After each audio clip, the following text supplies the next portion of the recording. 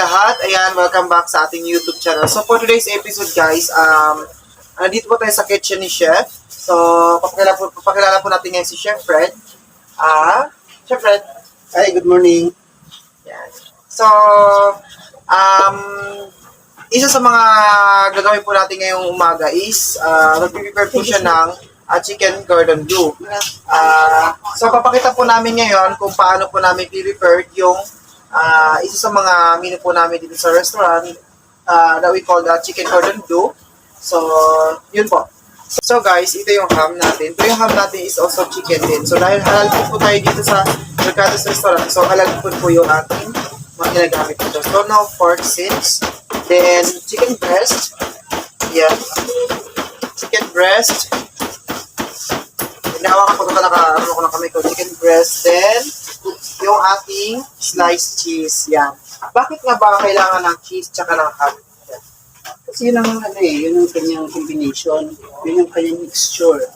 So, pag nag-melt yung cheese, samahan pa ng ham, yung chicken, kaya masarap sa bibig natin. So, yun na nga guys. So, ang unang ingredients ang kailanganin natin dito is yung chicken breast. Chicken breast dapat ang kailangan natin dito kasi ito yung may laman. So, yung paggawa po ng chicken cordon bleu is hindi po pwede ang may buto. So, dapat laman. So, first, slice po natin yung chicken breast. Tulad na ginagawa ngayon ni Chef. In-slice po siya ng manipis. Manipis na manipis. Then, after nun, irarap po siya ng plastic po. Then, bibit-bitin siya. Para medyo bakit nga ba kailangan pa ganyan niya? Kasi para pag naluto natin, talagang lutong-luto siya. Kasi manipis. Okay. Pag niroll na natin kasi kumakapal, i-roll kasi natin ganyan. So, kung hindi siya manipis, may possibility na may hilaw siya. Okay, kaya, so yun guys, kaya pala kailangan bibit-bitin yung breast chicken para pagluto natin is hindi siya may hilaw yung loob. Kasi i-roll tayo po kasi nakaroll ko. So, i-harap pa natin siya bago natin siya bibit-bitin. So, yun. Diba sa chicken cordon bleu, kailangan din ng sauce. Anong sauce na kailangan natin? Kung minsan ginagawa ko yung gravy. Gravy sauce, white sauce. Okay. Guys, ipapakita po natin ito kung paano natin i-roll may. So, ngayon is, tinuturo po lang ni Chef. So, later po is, i-roll po namin isa-isa.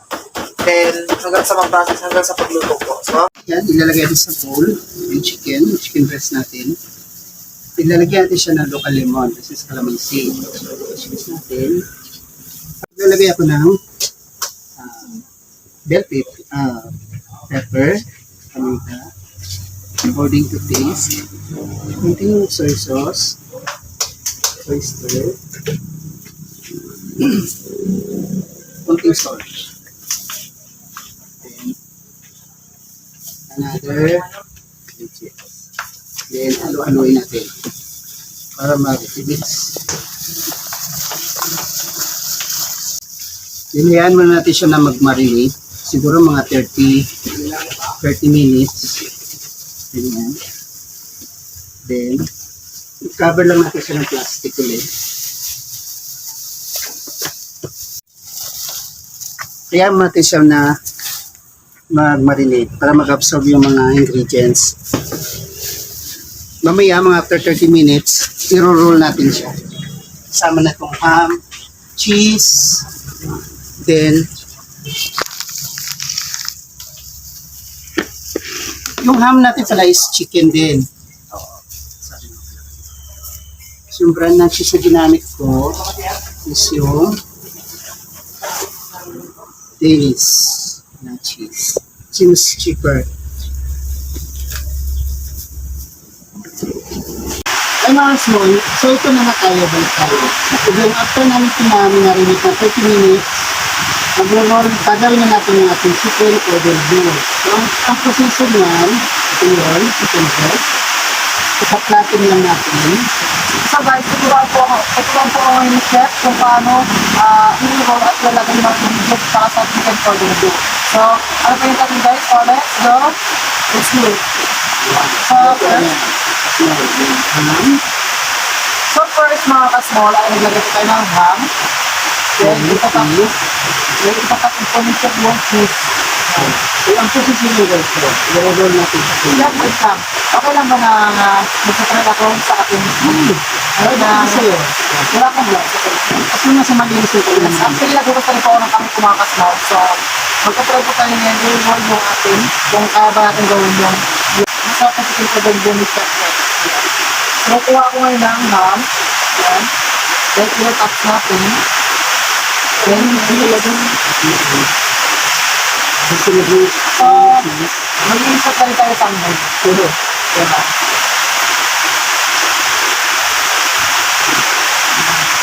i-roll nyo na siya. I-roll natin siya. So, nalagay natin yung mga ingredients, guys.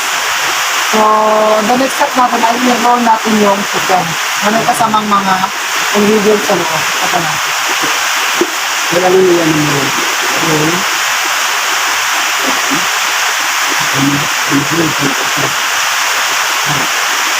Then, no, ito yung mga professional chef talaga po. Tulad ko. Ganyan yung kanyang So, wait lang, chef. Bakit pa ang ganda ng sa'yo? Hindi, okay naman din siya. Kasi ipupot ko natin sa side flow, tapos ano sa breadcrumbs. So, bali ang ginagawa natin yung kasi proportion muna natin. So guys, sabihin ni chef daw, after po natin i-roll, nulutuin na daw po pakulam. Diba? Yun. Eh, same process pa din.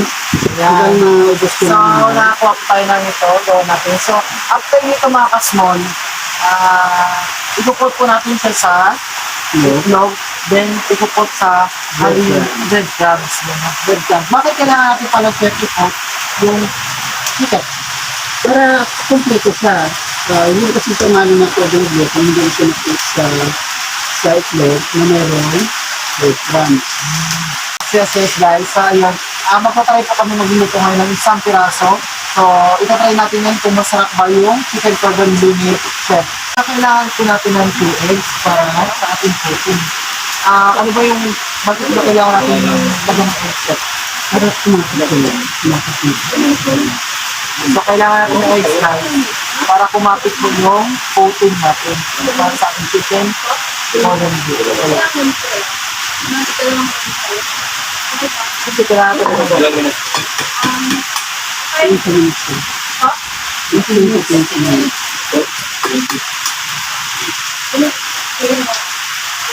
Isang person lang eh. Yung pamili. So, itatry natin itong isa, lutuin. So, ngayon ito-coat natin sa egg. Yan. So, after natin ito may coat sa egg, haluin na natin ito siya. Ito ba fry natin? And then, i-cook natin yung fry natin. So, mainit na yung fry natin, guys. Pamili na lang. Then, ito-coat natin yung isa sa breadcrumbs. Pamili na lang daw po, sir. So, i-coat sa breadcrumbs. Ayan.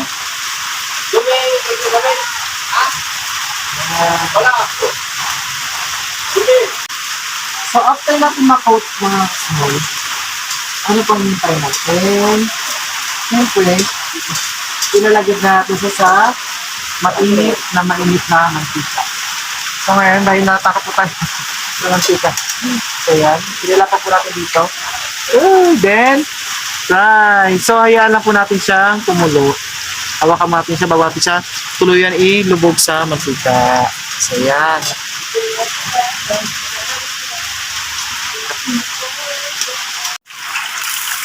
So, yan na mga ka-small. Luto na po ang ating chicken cordon bleu. Bakit blue? Ulaman siya. Brown. So, ngayon, ano po natin dyan na para ano yung mantika niya. Hayaan mo natin siya dyan para yung mantika niya is baba pa. So, yan. Para magko-cool down pa siya. Then, nagpipray tayo dito guys ang tissue para dito natin ilalapag yung ating chicken. So, lapag natin dyan. Yan. So, yan ang ating chicken cordon bleu guys. Then, ngayon, so after natin siya guys, iluto, then, fry your slice. I-plating natin ito siya. Chicken cordon bleu. So, i-slice natin ngayon. Oh my God, I'm so happy. Magtitikman natin ang eggless na chicken cordon bleu. Ipi-plating natin.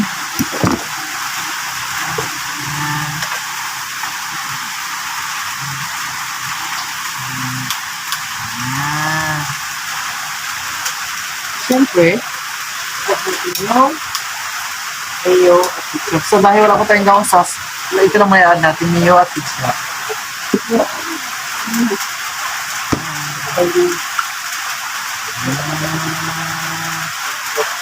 Wow! So yan ang ating chicken cordon bleu at with mayo at ketchup lang. Dahil wala po tayo nagagawang sauce, so ito lang po ang kanyang sauce dahil kakainin lang po natin. At itikman po natin ngayon ang gawa natin kung masarap ba at the-best ba ang ating chicken cordon bleu. So guys, unang kagat. So ano pang hinihintay natin mga kasmon?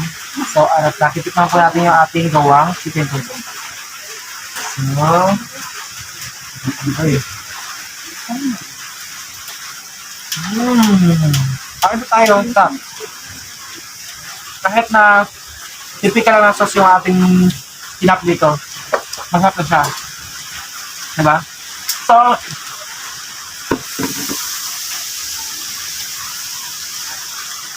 thank you so much sa panonood. I hope nagustuhan niyo po ang ating bagong video, ang ating bagong menu. So, ayan. Hanggang dito lang po at maraming salamat. Bye!